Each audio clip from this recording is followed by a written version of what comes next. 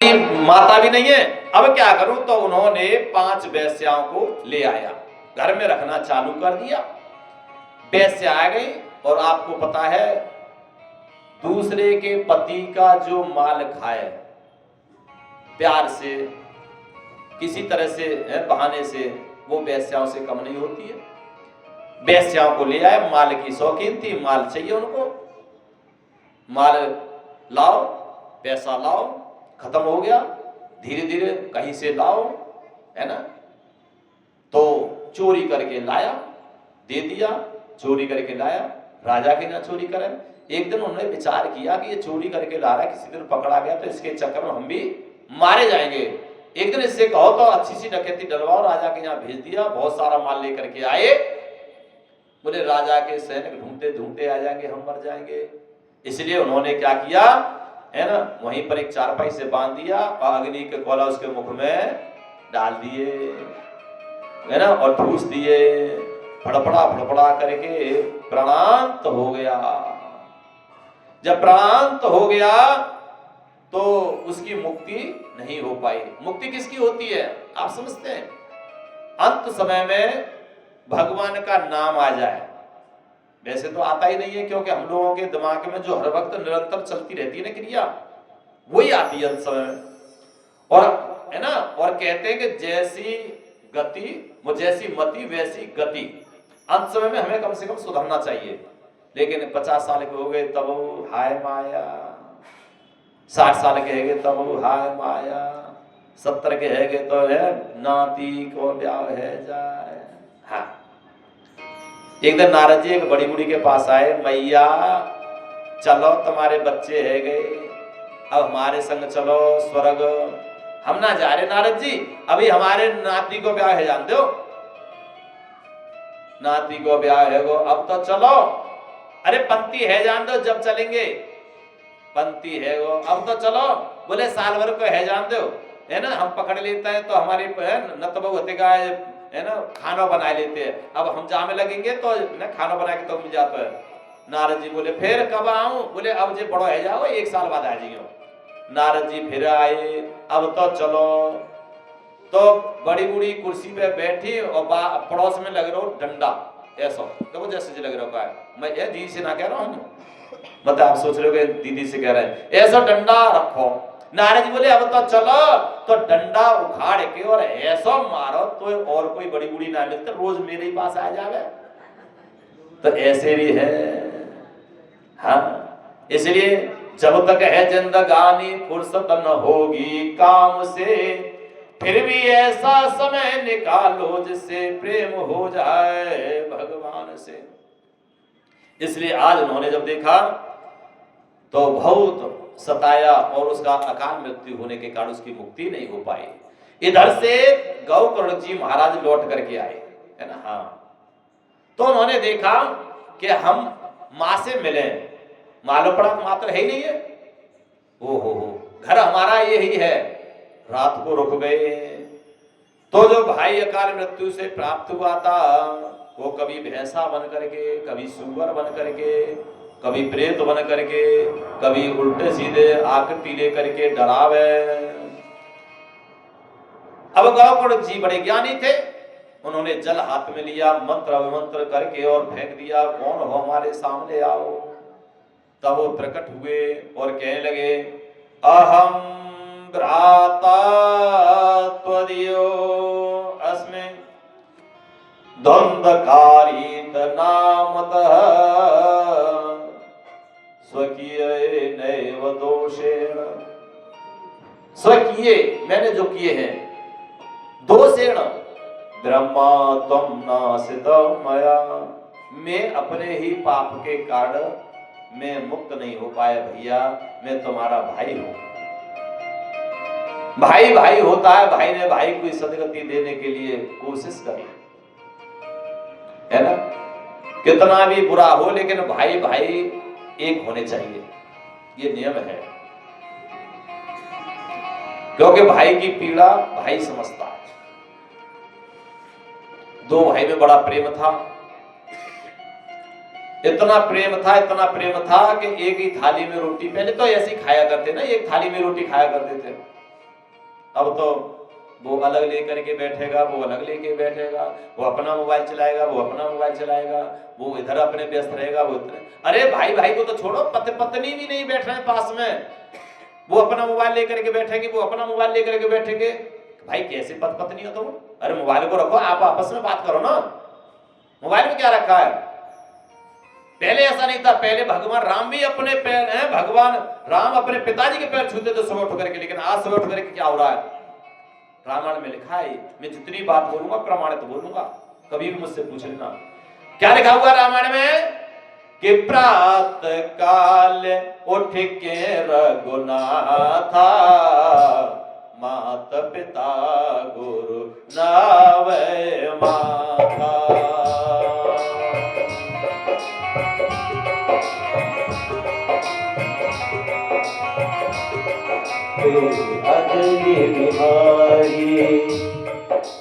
प्रात काल उठ के रघुनाथा, माता पिता गुरु नावे माथा।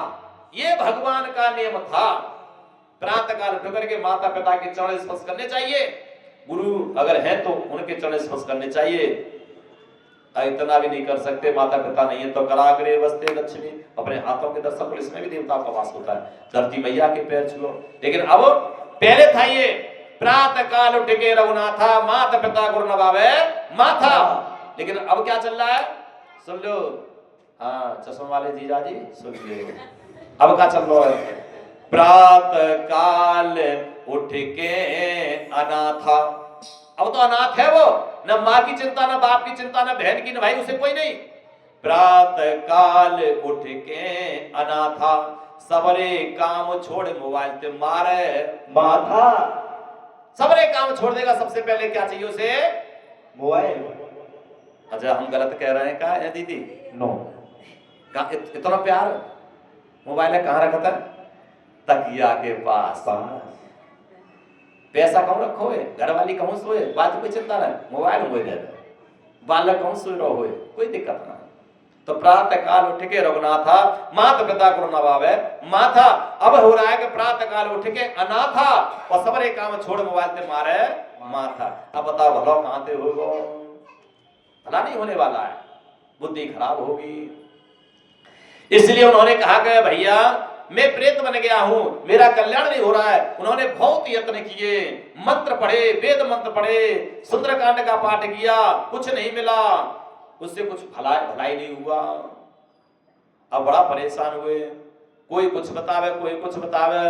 वो गौकर्णक जी महाराज सूर्य भगवान को डेली अर्घ दिया करते थे, ब्रह्म मुहूर्त में उठ करके। सूर्य नारायण के लिए नियम है कि सूरज निकलने से पहले वैसे तो ब्रह्म मुहूर्त में पूजा हो जानी चाहिए, और 3 बार 3 लोटे चढ़ाओ, या लोटे को 3 बार झुका करके उसी से रख दो। सूरज निकल आते तो एक माफी के लिए 4 बार देना पड़ता है ना। सूरज निकल आवे तो 4 लोटे जल चढ़ाओ, नहीं तो एक लोटे को ही 4 बार झुका करके उसमें से चल पड़ो। तो सूर्य नारायण भगवान की पूजा करते थे, और सूर्य सबके देवता हर जानते हैं। तो उन्होंने प्रार्थना करी, ओम विश्वान देव सवितुरतान पराशुव यदि भद्रम तन्नाशुव। हे भास्कर भगवान। तब उन्होंने कहा कि आपने सारे यत्न कर लिए, इसका कल्याण नहीं होगा, केवल पितरों के कल्याण के लिए एक ही है श्रीमद् भागवत कथा का वाचन, है ना। श्राद्ध पक्ष में बहुत लोग कराते हैं केवल इसीलिए पितरों का कल्याण हो जाए, और ये बड़ी अहम बात है। हमारी बहन जो है ना, देख लो कितना बढ़िया काम कर रही हैं, नहीं तो और किसके लिए कर रही है? ये तो देखो, संतान अपने पिता के लिए नहीं कर पाती है, बेटी होकर के अपने पिता के लिए कर रही है, कितने गर्व की बात है। तो इससे मुक्ति होती है, कल्याण होता है, सारे पितर तरते हैं। और हमारे जो धुंधकारी है ना जो था, उन्होंने जब कल्याण नहीं हुआ गौकर्णक जी ने, तो वो सूर्य भगवान से मालूम हुआ, तो उन्होंने भागवत कथा का वाचन किया। तो वाचन करा तो उन्होंने प्रेतों का, है ना, जो मुक्त नहीं हो पाते उनको प्रेत कहते हैं, जिनकी क्रिया नहीं हो पाती है, जैसे द्वादशा बोलते हैं ना हम लोग, 12वें दिन। अच्छा, गरुड़ पुराण में ये लिखा हुआ है 13वीं संस्कार 12 दिन का ही होता है। ऐसा नहीं है कि माताओं का है तो 12 दिन का कर लो, पुरुष का है तो 13 दिन का कर लो, नहीं नहीं, सबका 12 दिन, क्योंकि स्त्री पुरुष का भेद नहीं है। 12वें दिन संस्कार जिसका नहीं हो पाता है वो प्रेत बन जाता है, जिसकी क्रिया हो जाती है वो पितृ बन जाता है। पितरों की हम लोग पूजा कर सकते हैं, प्रेतों की हम लोग पूजा नहीं करते हैं। इसलिए 12वें दिन पिंड का है ना करने का, पिंडदान करने का विधान है, ब्राह्मण भोजन कराने का विधान है, वो पितर बन जाते हैं। जैसे हमारा ये लोक है ऐसे एक पितरलोक है, 16 दिन वो पितरलोक के है ना दरवाजे खुलते हैं, अपने अपने घर में भोजन करने के लिए, आशीर्वाद देने के लिए पितर आते हैं। ऐसा नहीं है कि नहीं है, अगर नहीं होता तो पितरलोक क्यों कहता था, होते हैं हमारे पितर। लेकिन हम लोग श्रद्धा से श्राद्ध करते हैं तो पितर तृप्त होते हैं, और अहंकार से करें तो पितर तृप्त नहीं होते। श्रद्धा बहुत जरूरी है। इसी तरह से भागवत सुनने के लिए 2 बात बहुत जरूरी है, पिपासु जिज्ञासु, 2 लोगों को निमंत्रण दिया है। प्यासा जो 1 बूंद का प्यासा है, व्यास जी क्या कह रहे हैं सुने। पिपासु जिज्ञासु जिसके अंदर जिज्ञासा है, अब कौन सी कथा सुनाएंगे, अब क्या कल्याण की बात बताएंगे, और हंसेसु हंस बन करके सुनो। जो व्यास जी कह रहे हैं बहुत सारी बात उसे छोड़ो, लेकिन आपके जीवन को धन्य करने के लिए, आपका कल्याण करने के लिए कोई बात उतारी जीवन में उतार लो। जैसे रामायण को 50 बार पढ़ लो, कोई फायदा नहीं, रामायण की 1 बात भी जीवन में उतार लो तो कल्याणकारी है। यही ठीक है। तो 10 20 बात 50 बात 1000 बात इसमें सुनाई जाए, लेकिन अपने जीवन के लिए 1 बात जीवन में उतार लो, वही कथा है। इसलिए आज उन्होंने कहा, तो यहां कथा चल रही है, निरंतर चल रही है। आज कथा चलते चलते है ना समय व्यतीत हो रहा है, और बहुत सारे लोग भी सुन रहे हैं, और ऐसे सुन रहे हैं। बोलिए श्री कृष्ण भगवान की जय हो। श्री कृष्ण, आप भी सुनिए ध्यान से और भाव है ना, भाव से। श्री कृष्ण गोविंद हरे मुरारी, हे नाथ नारायण वासुदेवा। श्री कृष्ण गोविंद हरे मुरारी, हे नाथ नारायण वासुदेवा। श्री कृष्ण गोविंद हरे मुरारी, हे नाथ नारायण वासुदेवा। श्री कृष्ण गोविंद हरे मुरारी, हे नाथ नारायण वासुदेवा। श्री कृष्ण गोविंद हरे मुरारी, हे नाथ नारायण वासुदेवा। श्री कृष्ण गोविंद हरे मुरारी, हे नाथ नारायण वासुदेवा। श्री कृष्ण गोविंद हरे मुरारी, हे नाथ नारायण वासुदेवा। श्री कृष्ण गोविंद हरे मुरारी, हे नाथ नारायण वासुदेवा। बोलिए नारायण भगवान की जय। इसलिए भाव से सुनना चाहिए, भाव से बैठना चाहिए, और ये सोचें ये कौन कह रहा है, हमारे जो अंदर बैठा हुआ है ना, कौन बैठा है, भगवान है, ये विश्वास कर लो। क्योंकि भगवान का दूसरा नाम है विश्वास। अगर विश्वास है कि ये कथा चल रही है यहाँ भगवान की, तो चल रही है, और विश्वास नहीं है तो नहीं चल रही। क्योंकि जहां भक्त को विश्वास होता है, जहां भक्त कर देते हैं हाँ भगवान रहता है, वहां कहीं नहीं रहता भगवान। आपको कहां मिला है बताओ, कहीं मिला है? और हम बताते कहां मिला है। जहां भक्त की हाँ भगवान पहुंचे वहां। हिरण्याकश्यप ने प्रहलाद जी से कहा, बता तेरा भगवान कहाँ है? बोले हर जगह। बोले बता इस खंबे में। तो प्रहलाद जी ने कह दिया हाँ, जबकि खंबे में थे नहीं, और भगवान जी पहुंच गए वहां जहां भक्त की हाँ भगवान पहुंचे वहां। तो भक्त संत ये चेतावनी दे रहे हैं, हमारे अंदर जो बैठा हुआ है इसमें से एक निकलेगा जीव, और हमारे सब साक्षी होंगे। कौन साक्षी होंगे? जैसे यहाँ पर जजमेंट होता है, वकील लोग लड़ते हैं, ऑब्जेक्शन होता है, एप्लीकेशन दी जाती है, उसी तरह से हमारे यहाँ से है ना, फिर यहाँ 2 गवाह दिए जाते हैं, 2 प्रमाण लिए जाते हैं। ठीक उसी प्रकार से यहाँ से जब हम जाते हैं तो क्या होता है, वहां गवाह लिए जाते हैं। 2 तो कम से कम गवाह है।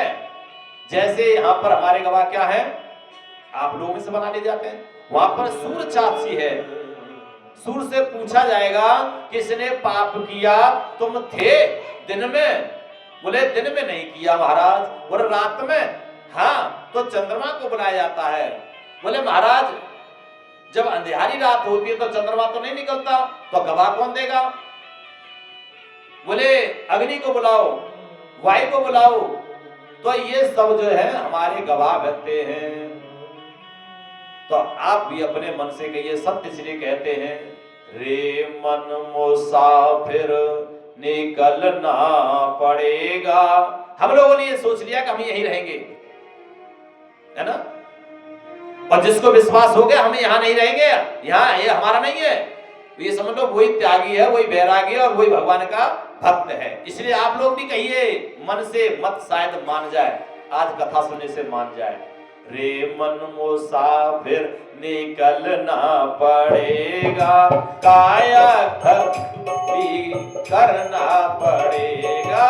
रे मन मुसाफिर निकलना पड़ेगा, काया का घर खाली करना पड़ेगा।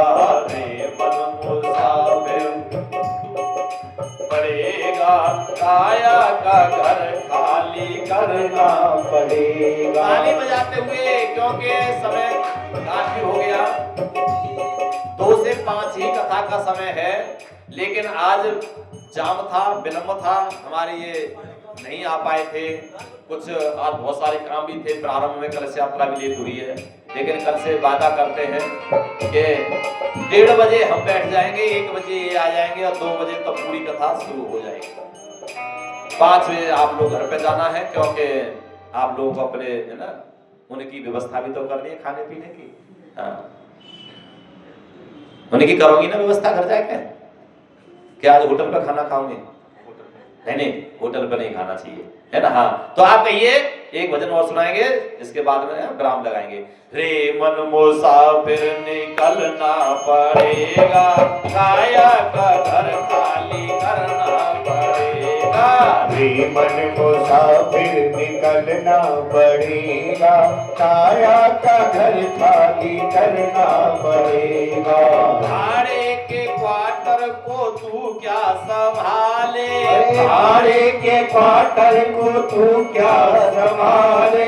क्वार्टर का मालिक जब तुझको निकाले, अरे क्वार्टर का मालिक जब तुमको निकाले। क्वार्टर का भाड़ा तू भरना पड़ेगा। क्वार्टर समझ रहे हो?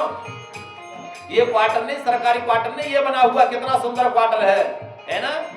इससे इतना सुंदर क्वार्टर है कि अड़ोसी पड़ोसी भी देख के हंसते हैं इसको, वाह भाई वाह, कितना बढ़िया बच्चा है।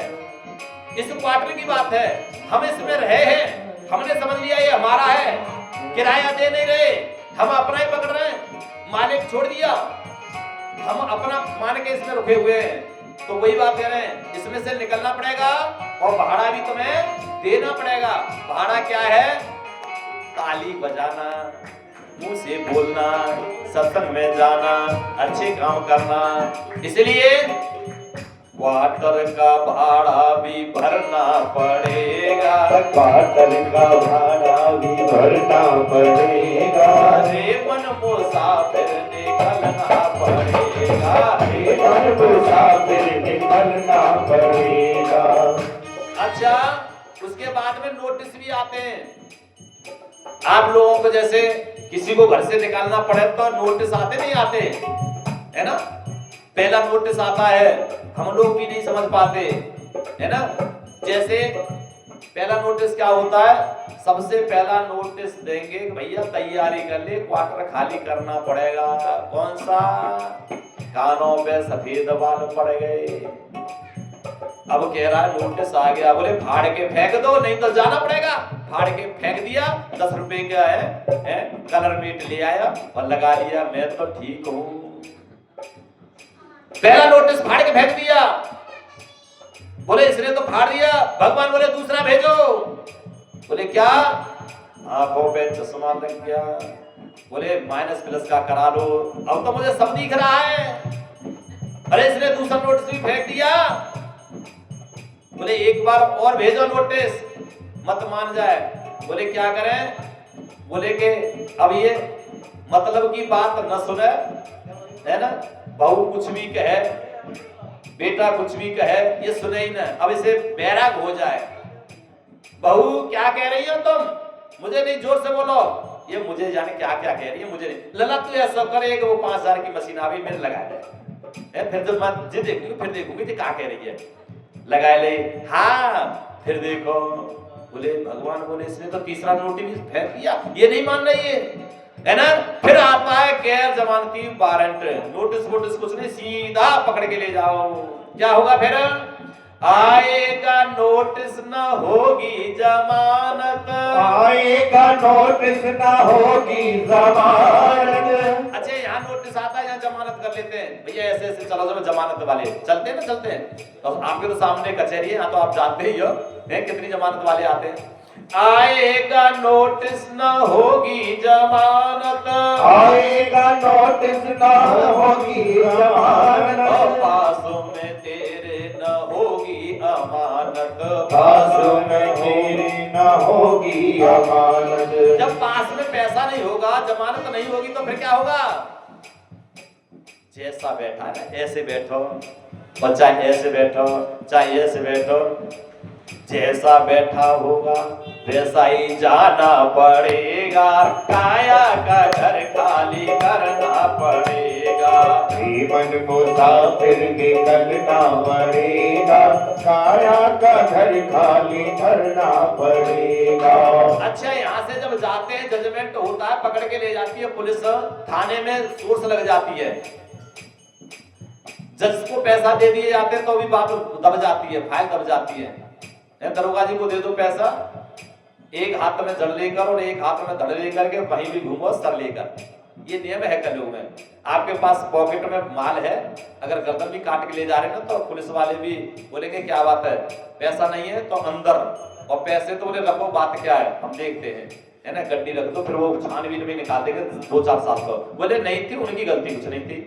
एक हाथ में सर लेकर, एक हाथ में धड़ लेकर, और कहीं भी घूमो जड़ लेकर, जड़ मीन्स पैसा, कहीं भी घूमो, ये कलयुग का नियम है। लेकिन मूर्खो, जब उधर की धर्मराज की कचहरी में जाओगे तुम, यानी धर्मराज की कचहरी में तुम जाओगे ना, और पूछेगा हाकिम बताओगे क्या, फिर क्या बताओगे? तो फिर क्या होगा? तुमने भजन किया? नहीं किया। क्या किया? दारू पी थी? नीचे को गर्दन कर लोगे। अपनी पत्नी से प्रसन्न थे? हाँ। दूसरी के भी नंबर थे? नीचे को गर्दन कर लिया। बोले अपने पैसे में संतुष्ट है? हाँ। दूसरे की तरफ देख रहे थे, पैसे की तरफ, नीचे को गर्दन कर लिया। तो फिर क्या होगा? पापों की दुनिया में जलना पड़ेगा, पापों की दुनिया में जलना पड़ेगा, रेमन मुसाफिर निकलना पड़ेगा, रेमन मुसाफिर निकलना पड़ेगा, काया का घर खाली करना पड़ेगा, रेमन मुसाफिर निकलना पड़ेगा, काया का घर खाली करना पड़ेगा, रेमन मुसाफिर निकलना पड़ेगा, काया का घर करना पड़ेगा। जब वो भागवत सुना रहे तो भागवत सुनने के लिए वहां पर मालूम है कौन कौन आए थे? भक्ति भी आई थी, है ना, भक्ति आकर के सीधे भक्तों के दिल में पहुंची। भगवान भी आए थे, है ना। भगवान बोले मैं कहां पे पहुंचूं? तो भगवान बोले कि जिसके अंदर भक्ति है ना, मैं वहां बैठूंगा, क्योंकि भक्ति और भगवान की बड़ी वार्तालाप होती है। तो भगवान भी बैठे। अब देखो वहां पर और कौन आए? प्रहलाद जी भी आए। जब ये निरंतर चल रहा है, कौन सा मंत्र चल रहा है? अब ऐसे नहीं, आपको नहीं बैठना पड़ेगा, क्योंकि अब ये लास्ट है ना। चाहे खड़े रह के बोलो, चाहे बैठ के बोलो, हम तो ना कह सकते खड़े रह जाओ। लेकिन भक्त जब भक्ति में झूमता है ना, तो उसी को नहीं देखता, है ना। हे दुनिया वालों तुम्हारी क्या बनना, लगन तुमसे लगा बैठे, जो होगा सो देखा जाएगा।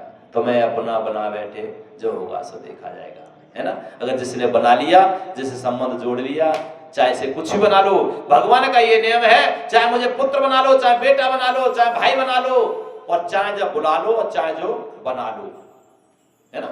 तो जो बना है वो बनाओ, और है ना भगवान के लिए थोड़ी सी ताली बजाओ, और हो सके तो श्री कृष्ण गोविंद हरे मुरारी, हे नाथ नारायण वासुदेव।